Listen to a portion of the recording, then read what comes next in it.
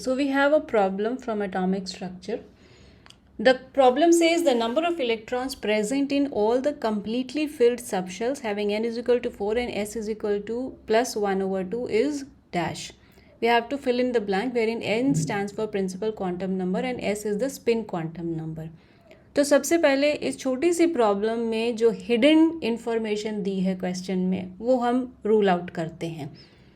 The number of electrons present in all the completely filled subshells, सारे subshells जितने भी present हैं वो सब completely filled हैं. पहले तो ये दिमाग में हम पिक्चर बना लें.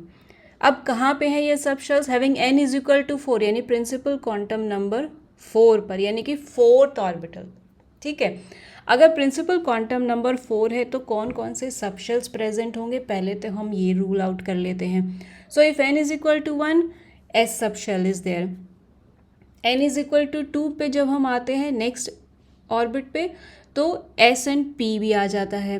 n इज इक्वल टू 3 में S P D 3 होते हैं और n इज इक्वल टू 4 में S P D तो है ही, F भी इंक्लूड हो जाता है. सो दैट मीन्स अगर हम 4th ऑर्बिटल पर बैठे हैं, प्रिंसिपल क्वांटम नंबर 4 पर अगर हम बैठे हैं तो उसमें हमारे पास S भी होगा, P भी होगा, D भी होगा और F भी होगा. ठीक है. सेकेंड इन्फॉर्मेशन इसने दी थी कि all the completely field subshells हैं, यानी ये चारों जो सबशेल्स हैं वो सब कम्प्लीटली फिल्ड हैं.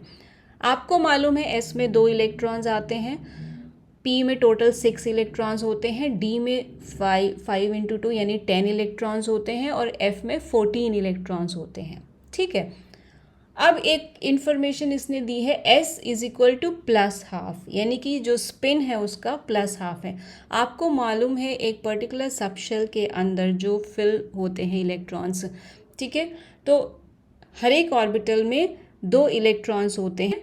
होन्स रूल ऑफ मैक्सिमम मल्टीप्लिसिटी के हिसाब से फिलिंग होती है और वो जो 2 इलेक्ट्रॉन्स एक छोटे से रूम में बैठे होते हैं उनका स्पिन अलग होता है. इसमें S is equal to plus half, तो हर रूम में जो 2 इलेक्ट्रॉन बैठे हैं एक का स्पिन प्लस हाफ होगा, दूसरे का माइनस हाफ होगा. अब आपको प्लस हाफ वाले उठाने हैं और आपको मालूम है ये सारे फुल्ली फिल्ड हैं.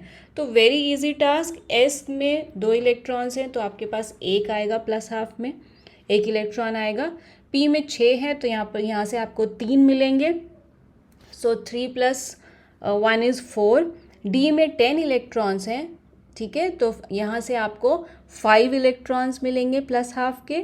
ठीक है. और F में 14 इलेक्ट्रॉन्स फिल होते हैं. So you will get 7 electrons with plus half spin. अब आप इन सबको ऐड कर लीजिए जितने भी प्लस हाफ वाले हमने अभी निकाले हैं.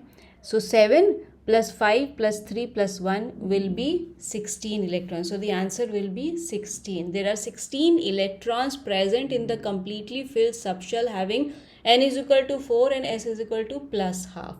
ठीक है. अगर आपसे कहते हैं n is equal to 3 है and s is equal to plus half है, बाकी कंडीशंस भी सेम होती, तो क्या होता? उस केस में आपका S, P और D ही होते केवल सबशेल्स. सो उसमें आप क्या करते? D के 5 इलेक्ट्रॉन होते, P के 3 होते, सो 5 प्लस 3 इज 8 इलेक्ट्रॉन्स और S का 1 होता. सो उस केस में where n is equal to 3, 9 electrons would have carried S is equal to plus half.